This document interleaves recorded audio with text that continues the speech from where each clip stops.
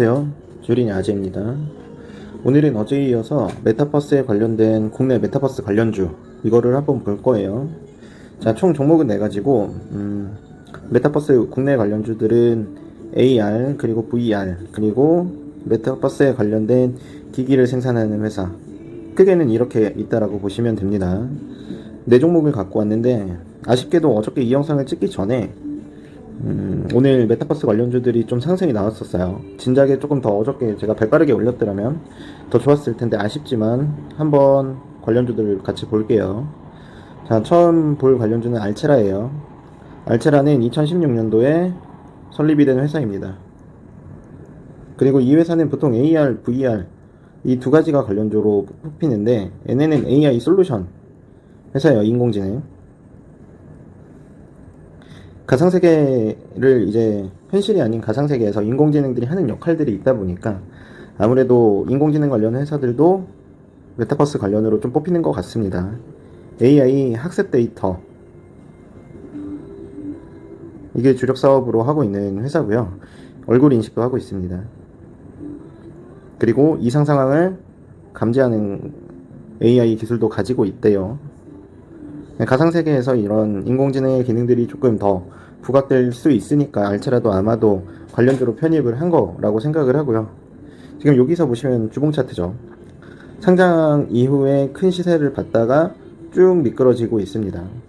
저는 개인적으로 알체라는 메타버스 관련해서는 조금 모멘텀이 약하지 않나 라고 생각해요. 왜냐면은 기기를 납품을 하거나 VR, AR을 직접적으로 운영하고 있는 회사가 아니라서 아무래도 모멘텀은 조금 약하지 않나 보고 있습니다. 그래도 일단 시장에서 관련주로 편입을 했으니까 한번 볼게요. 알체라의 재무제표죠. 자, 상장하고 나서 그리고 지금 2021년 컨센서스는 굉장히 좋습니다. 매출액이 조금 발생을 했고 영익률도 아마 12.9% 나올 거다라고 보고 있지만 아무리 기술력이 좋은 회사라고 하도 2018년부터 2020년까지의 매출액이 너무 저조했고 순이익이 마이너스였어요. 이런 부분들은 굉장히 긍정적이지 않죠. 알체라가 벌써 시총이 거의 4천억에 육박하는 회사인데 그냥 이 단순 계산으로 한번 보세요. 아무리 기술력이 좋다고 하더라도 이게 고부가 가치 사업이라고 하더라도 시장에서 4천억의 평가를 받는 회사가 21년 컨센서스가 이제 맞다라고 했을 때 매출액이 93억이 나온다. 영업이익이 12억이 나온다. 당기순이익은 이제 법인세를 차감하고 내겠죠. 아마 이거는 마이너스. 그러니까 4년 연속 아마도 적자를 할 가능성이 높습니다. 이런 회사를 투자해야 될까 싶습니다. 저는 아직 알체라는 조금 더 보수적으로 볼 필요가 있지 않을까 라고 생각을 하지만 차트도 한번 볼게요. 자, 일봉 차트죠. 자, 지금은 요 큰 박스권 흐름에서 흘러가고 있는 모양이에요. 고점에서 하락 패턴으로 이어지고 있는 모습이고 하방에 대한 지지가 그래도 조금 견고한 흐름이 있었기 때문에 오늘 시세도 같이 부각되면서 나오지 않았었나 싶습니다. 지금 일봉 차트에서 보시면 여기가 61선이죠. 61선의 저항을 막고 윗꼬리가 생겼어요. 자, 이런 거는 이 하방 패턴이 완전히 턴하기 전까지는 시간이 조금 걸려요. 그래서 이런 부분은 조금 인지를 하고 접근을 하시는 게 좋지 않나 생각을 합니다. 61선이 이렇게 지금 살짝 꺾여 있죠. 이거는 61선은 바로 회귀할 수가 없기 때문에 이렇게 긴 꼬리를 만들어야 돼요. 시간이 아직 이만큼이나 남아있다. 이 선이 거의 뭐 한 달이죠. 한 달 이상일 겁니다. 알체라는 정배열로 가기 위해서는 시간이 많이 필요하다 라고 이해해 주시면 돼요. 자, 다음은 한빛소프트 한번 볼게요. 한빛소프트는 개인적으로 애정하는 회사 중에 하나예요. 왜냐면은 한빛소프트랑 TS 이게 가산에 있어요. 제가 가산 디지털 단지에 있거든요. 그래서 한빛소프트 직원들을 많이 알고 있습니다. 한빛소프트 좋은 회사인데 좋은 게임에 대한 그런 시너지가 좋진 않죠. 직원분들이나 뭐 회사 자체는 좋습니다. 분위기도 좋고. TS가 아니라 T3네요. 죄송해요. 최근에 한빛소프트가 구조 조정을 좀 세게 했어요. 그러면서 T3도 이건 제가 아는 거니까 좀 설명을 드릴게요. 여기서 구조 조정이 되게 많이 나왔습니다. 그게 제가 기억하기로 작년 거의 3분의 1 이상 했어요. 이거는 그냥 알고만 계시고요. 그래도 분위기는 좋긴 하더라고요. 직원들끼리 유대관계도 좋고. 이거를 보고 계신 분 중에 한빛소프트 직원분이 계실 수도 있어요. 제가 지인들한테 유튜브 채널을 알려드렸거든요. 제가 한빛소프트 개인적인 얘기해서 죄송하기도 합니다. 이게 일단 그럼 한빛소프트는 게임 회사고, 제가 조금만 더 깔게요. 오디션이라는 게임 이후에 되게 유명했었죠. 게임 이후에 흥행작이 지금 없어요. 그래서 재무가 좋지가 않아요. 하지만 게임 회사는 고부가 가치고, 얘네들이 언젠가 턴어라운드를 하면은 굉장히 시너지가 클 수 있습니다. 올해 3월에 VR 게임을 출시했죠. 이것 때문에 이제 메타버스 관련주로 엮이고 있는데, 시총이 1,500억 미만이라서 괜찮기는 하지만 재무에 비해서 이것 또한 너무 올랐다라고 보여지는 부분이 아무래도 있기는 해요. 재무도 한번 볼게요. 자, 적자. 올해도 아마 적자 지속이지 않을까 저는 개인적으로 생각해요. 2019년에만 살짝 흑자였었고, 영업이익은 그래도 적자였죠. 매출액의 펌핑은 살짝 잘 나오고 있어요. 그래도 올해 1분기 분기보고서가 나왔기 때문에 1분기도 확인을 좀 해봐야 되는 영역인 것 같고, 부채 비율이 계속적으로 줄고 있죠. 어디서 돈 나오는 군형이 있다라는 겁니다. 유보율까지 높아지는데 부채 비율이 줄고 있다, 돈이 어디서 나오고 있다, 이런 거죠.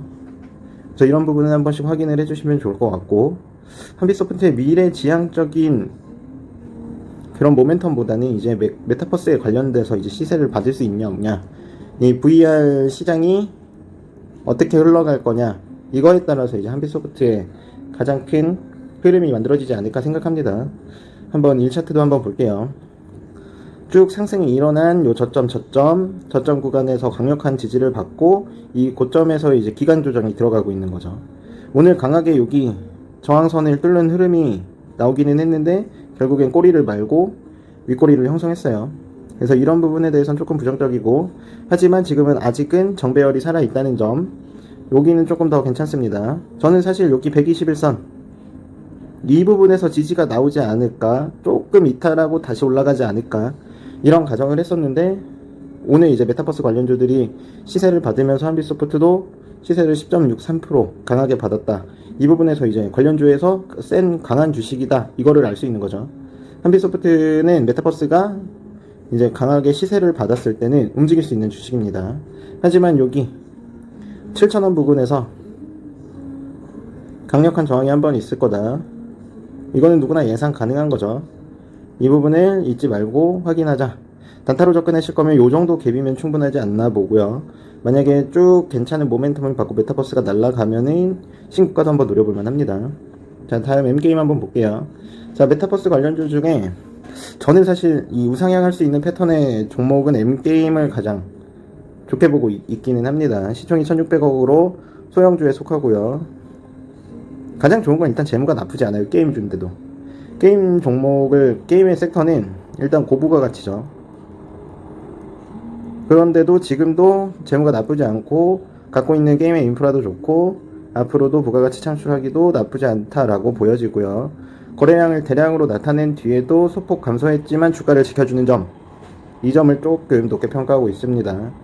엔게임이 이제 메타버스 관련주로 되어 있는 건 유니티 엔진이라는 곳에 플랫폼을 제공한다 그래요. 그래서 메타버스 관련주로 편입이 되어 있습니다. 재무도 한번 보시죠.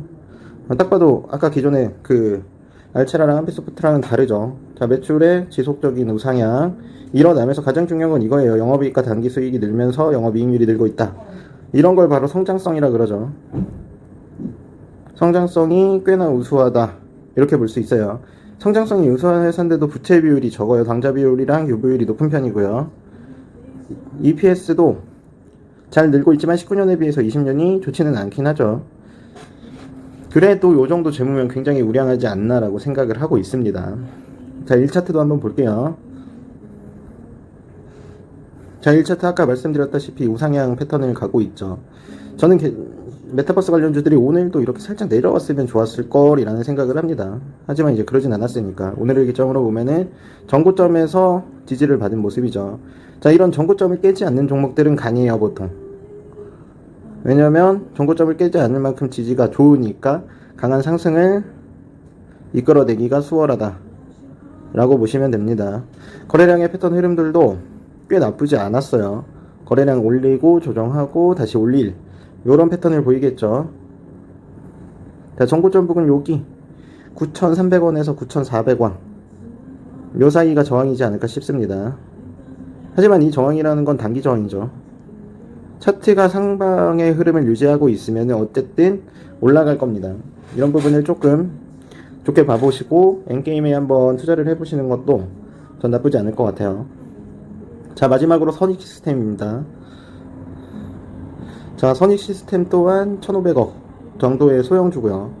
우리나라 메타버스 관련주들은 다 소형주들밖에 없어요. 주봉의 흐름이 상방을 지키고 주봉에서 21선을 깨지 않는 흐름을 보이고 있죠.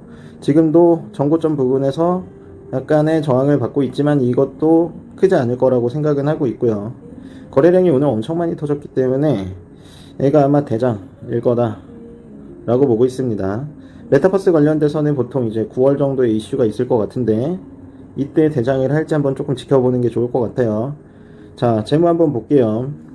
선익 시스템은 기기 회사죠. VR이랑 AR에 들어가는 직착 장비라 그래요. 증착 장비를 공급한다. 그래서 이제 메타버스 관련주로 분류가 되어 있는데, 자, 매출액이 일단 근데 조금 줄었어요. 영업이익도 줄었고 순이익 구간도 많이 줄었습니다. 그래서 이거는 성장하는 종목이라기보다는 조금 소폭 성장성이 둔화된 모습을 조금 볼 수 있는데, 그래도 뭐 마이너스는 아니니까. 부채 비율이 굉장히 낮기는 한데 이제 매출액이 감소와 영업이익 감소가 아마 코로나 팬데믹 이후에 많이 준 것 같습니다. 이런 부분은 조금 확인이 필요하긴 하겠죠. 개별적으로 공부를 조금 더 봐야 될 것 같기는 합니다.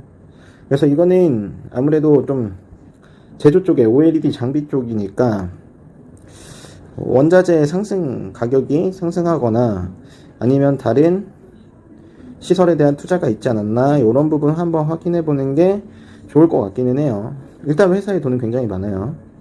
그래서 뭐 선익 시스템이 메타버스 관련주로 상승을 일어날 거란 건 너무 당연한 얘기고요. 하지만 이제 성장성에서는 조금 보수적이다. 그냥 회사가 돈이 많은 안정적인 시점이다. 뭐 요 정도만 보시면 될 것 같아요. 일봉 차트 한번 볼게요. 엔게임이랑 비슷하죠. 저점에 대한 지지를 쭉 받으면서 요 61선이랑 121선 사이에서 반등을 이뤄낸 모습이죠. 오늘 개인적으로 메타버스 관련주들이 안 올랐으면 더 좋았을 텐데 제가 좋아하는 지점은 한 요 부분이라서 요 부분에서 상승했으면 더 좋지 않았을까 라고 생각을 합니다. 전고점 엔게임 같은 경우에는 전고점을 깨지 않았었죠. 하지만 선익 시스템은 전고점을 깨고 내려온 상태에서 반등을 이뤄낸 거고요. 지금 저항대에 저항을 뚫지 못하고 윗꼬리를 형성한 양봉을 보이고 있죠. 이런 부분에 있어서 메타버스가 전반적으로 다 요런 흐름을 보이기 때문에 지금 당장 상승이 크게 견인되기보다는 조금 추이를 지켜보고 있다. 이렇게 보시면 되는데 이게 거래량이 생각보다 많이 터졌어요. 선익 시스템은. 그래서 약간 다른 종목들보다 저는 개인적으로 선익 시스템은 조금 조심해야 된다. 이렇게 보고 있습니다. 아마도 하방이 깊어지면은 여기까지 내려올 가능성이 커요. 이 전고점은 한번 깼기 때문에 그러면은 11,000원 정도 하방으로 내려 꽂을 수도 있습니다. 이런 거는 한번 더 살펴보시고 내용이 괜찮으셨으면 구독 한번 부탁드릴게요. 좋은 하루 되세요.